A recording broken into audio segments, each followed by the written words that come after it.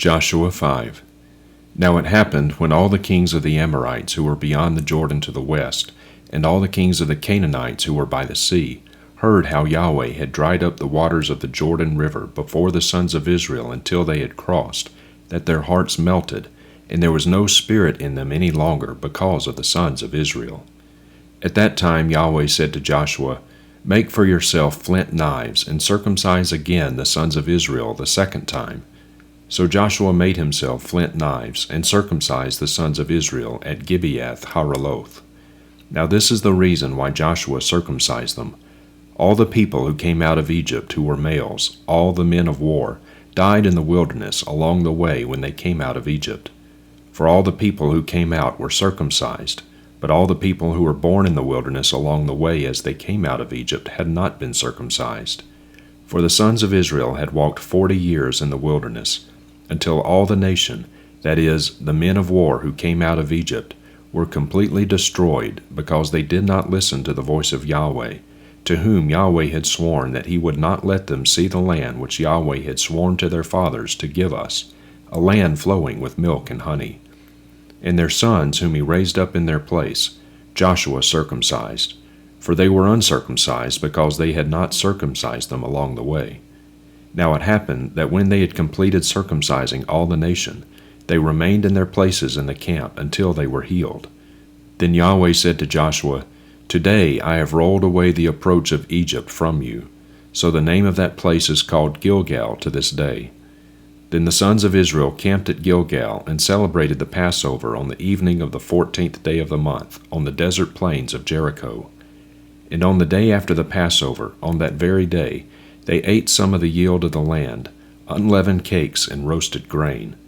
Then the manna ceased on the day after they had eaten some of the produce of the land, so that the sons of Israel no longer had manna, but they ate some of the produce of the land of Canaan during that year. Now it happened, when Joshua was by Jericho, that he lifted up his eyes and looked, and behold, a man was standing opposite him with his sword drawn in his hand. And Joshua went to him and said to him, Are you for us, or for our adversaries? He said, No, rather I indeed come now as commander of the host of Yahweh. And Joshua fell on his face to the earth, and bowed down, and said to him, What has my Lord to say to his slave? The commander of the host of Yahweh said to Joshua, Remove your sandals from your feet, for the place where you are standing is holy. And Joshua did so. Psalm 132, a song of ascents. Remember, O Yahweh, on David's behalf, all his affliction, how he swore to Yahweh and vowed to the Mighty One of Jacob, Surely I will not come into my house, nor lie in the comfort of my bed. I will not give sleep to my eyes, or slumber to my eyelids, until I find a place for Yahweh, a dwelling place for the Mighty One of Jacob. Behold, we heard of it in Ephrathah, we found it in the fields of Jaar. Let us come into his dwelling place, let us worship at the footstool of his feet. Arise, O Yahweh, to your resting place, you and the ark of your strength. Let your priests be clothed with righteousness, and let your holy ones sing for joy. For the sake of David your servant, do not turn away the face of your anointed. Yahweh has sworn to David, a truth from which he will not turn back. Of the fruit of your body I will set upon your throne.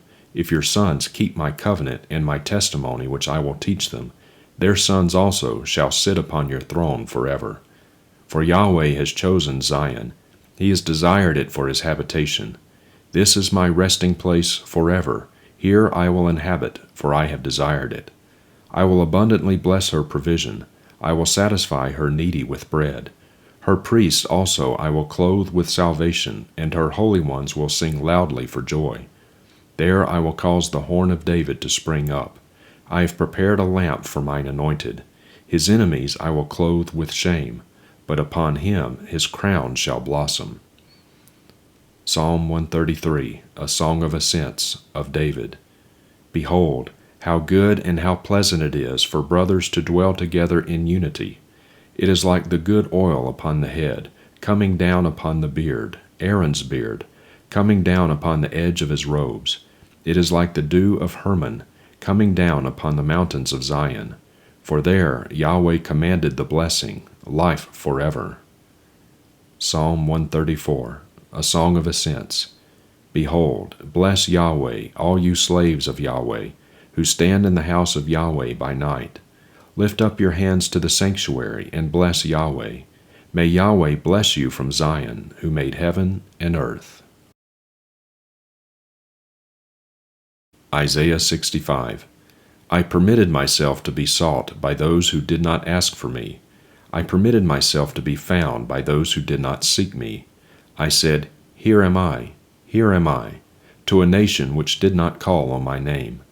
I have spread out my hands all day long to a rebellious people, who walk in the way which is not good, following their own thoughts, a people who continually provoke me to my face, offering sacrifices in gardens and burning incense on bricks, who sit among graves and spend the night in secret places, who eat swine's flesh, and the broth of offensive meat is in their pots, who say, Keep to yourself, do not come near me, for I am holier than you. These are smoke in my nostrils, a fire that burns all the day. Behold, it is written before me, I will not keep silent, but I will repay. I will even repay into their bosom, both their own iniquities and the iniquities of their fathers together, says Yahweh, because they have burned incense on the mountains and reproached me on the hills. Therefore I will measure their former work into their bosom. Thus says Yahweh, as the new wine is found in the cluster, and one says, Do not make it a ruin, for there is benefit in it.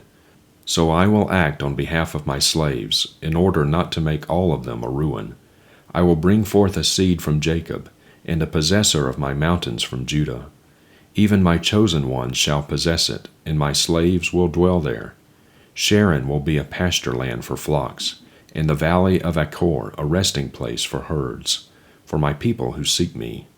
But you who forsake Yahweh, who forget my holy mountain, who set a table for fortune, and who fill cups with mixed wine for destiny, I will destine you for the sword, and all of you will bow down to the slaughter. Because I called, but you did not answer. I spoke, but you did not hear. And you did what was evil in my eyes, and chose that in which I was not pleased. Therefore, says Lord Yahweh, Behold, my slaves will eat, but you will be hungry. Behold, my slaves will drink, but you will be thirsty. Behold, my slaves will be glad, but you will be put to shame. Behold, my slaves will shout joyfully with a merry heart, but you will cry out with a pained heart, and you will wail with a broken spirit. You will leave your name for a curse to my chosen ones, and Lord Yahweh will put you to death.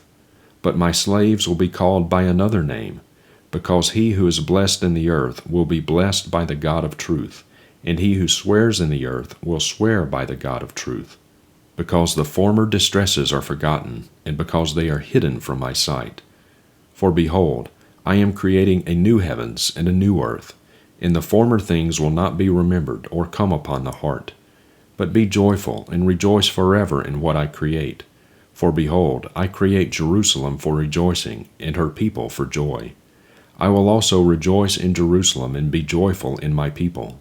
And there will no longer be heard in her the voice of weeping and the voice of crying.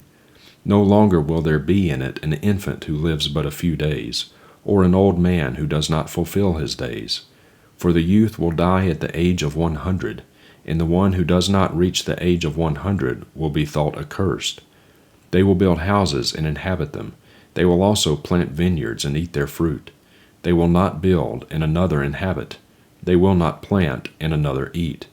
For as the lifetime of a tree, so will be the days of my people, and my chosen ones will wear out the work of their hands. They will not labor in vain, or bear children for terror, for they are the seed of those blessed by Yahweh, and their offspring with them. And it will be that before they call, I will answer, and while they are still speaking, I will hear. The wolf and lamb will graze together, and the lion will eat straw like the ox, and the dust will be the serpent's food. They will do no evil, nor act corruptly in all my holy mountain, says Yahweh. Matthew 13. On that day Jesus went out of the house and was sitting by the sea, and large crowds gathered to him. So he got into a boat and sat down, and the whole crowd was standing on the beach. And he spoke many things to them in parables, saying, Behold, the sower went out to sow. And as he sowed, some seeds fell beside the road, and the birds came and ate them up. And others fell on the rocky places, where they did not have much soil, and immediately they sprang up, because they had no depth of soil. But when the sun had arisen, they were scorched, and because they had no root, they withered away. And others fell among the thorns, and the thorns came up and choked them out. And others fell on the good soil, and were yielding a crop, some 100-fold, some 60, and some 30. He who has ears, let him hear. And the disciples came and said to him, Why do you speak to them in parables? And Jesus answered and said to them, To you it has been given to know the mysteries of the kingdom of heaven, but to them it has not been given. For whoever has, to him more shall be given, and he will have an abundance. But whoever does not have, even what he has shall be taken away from him. Therefore I speak to them in parables, because while seeing they do not see, and while hearing they do not hear, nor do they understand. And in them the prophecy of Isaiah is being fulfilled, which says, You will keep on hearing, but will not understand. You will keep on seeing, but will not perceive. For the heart of this people has become dull, and with their ears they scarcely hear, and they have closed their eyes, lest they would see with their eyes, hear with their ears, and understand with their heart, and return, and I would heal them. But blessed are your eyes, because they see, and your ears, because they hear. For truly I say to you that many prophets and righteous men desired to see what you see, and did not see it, and to hear what you hear, and did not hear it. Hear then the parable of the sower. When anyone hears the word of the kingdom and does not understand it, the evil one comes and snatches away what has been sown in his heart. This is the one on whom seed was sown beside the road. And the one on whom seed was sown on the rocky places, this is the man who hears the word and immediately receives it with joy. Yet he has no root in himself, but is only temporary. And when affliction or persecution arises because of the word, immediately he falls away. And the one on whom seed was sown among the thorns, this is the one who hears the word, and the worry of the world and the deceitfulness of wealth choke the word, and it becomes unfruitful. And the one on whom seed was sown on the good soil, this is the man who hears the word and understands it, who indeed bears fruit and brings forth, some 100-fold, some 60, and some 30.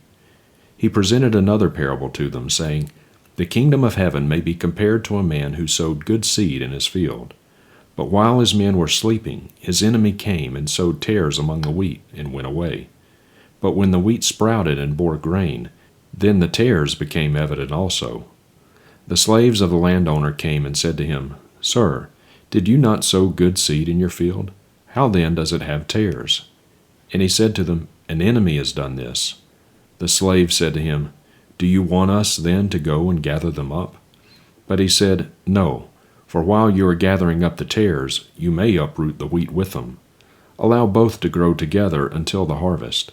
And in the time of the harvest I will say to the reapers, First gather up the tares and bind them in bundles to burn them up, but gather the wheat into my barn. He presented another parable to them, saying, The kingdom of heaven is like a mustard seed, which a man took and sowed in his field. And this is the smallest of all seeds, but when it is fully grown, it is the largest of the garden plants and becomes a tree, so that the birds of the air come and nest in its branches. He spoke another parable to them. The kingdom of heaven is like leaven, which a woman took and hid in 3 sata of flour until it was all leavened. All these things Jesus spoke to the crowds in parables, and he was not speaking to them without a parable, so that what was spoken through the prophet might be fulfilled, saying, I will open my mouth in parables, I will utter things hidden since the foundation of the world. Then he left the crowds and went into the house, and his disciples came to him and said, Explain to us the parable of the tares of the field. And he answered and said, The one who sows the good seed is the Son of Man, and the field is the world. And as for the good seed, these are the sons of the kingdom, and the tares are the sons of the evil one. And the enemy who sowed them is the devil. And the harvest is the end of the age, and the reapers are angels. So just as the tares are gathered up and burned with fire, so shall it be at the end of the age.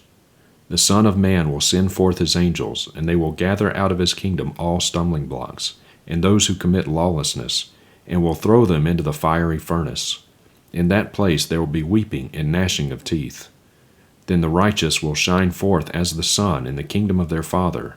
He who has ears, let him hear. The kingdom of heaven is like a treasure hidden in the field, which a man found and hid again. And from joy over it he goes and sells all that he has and buys that field. Again, the kingdom of heaven is like a merchant seeking fine pearls, and upon finding one pearl of great value, he went and sold all that he had and bought it. Again, the kingdom of heaven is like a dragnet cast into the sea and gathering fish of every kind. And when it was filled, they drew it up on the beach, and they sat down and gathered the good fish into containers, but the bad they threw away. So it will be at the end of the age. The angels will come forth and take out the wicked from among the righteous, and will throw them into the fiery furnace. In that place there will be weeping and gnashing of teeth. Have you understood all these things? They said to him, Yes. And he said to them, Therefore every scribe who has become a disciple of the kingdom of heaven is like a head of a household, who brings out of his treasure things new and old. Now it happened that when Jesus had finished these parables, he departed from there. And he came to his hometown and began teaching them in their synagogue, so that they were astonished, and said, Where did this man get this wisdom and these miraculous powers? Is not this the carpenter's son? Is not his mother called Mary, and his brothers James and Joseph and Simon and Judas? And his sisters, are they not all with us? Where then did this man get all these things? And they were taking offense at him. But Jesus said to them, A prophet is not without honor except in his hometown and in his own household. And he did not do many miracles there because of their unbelief.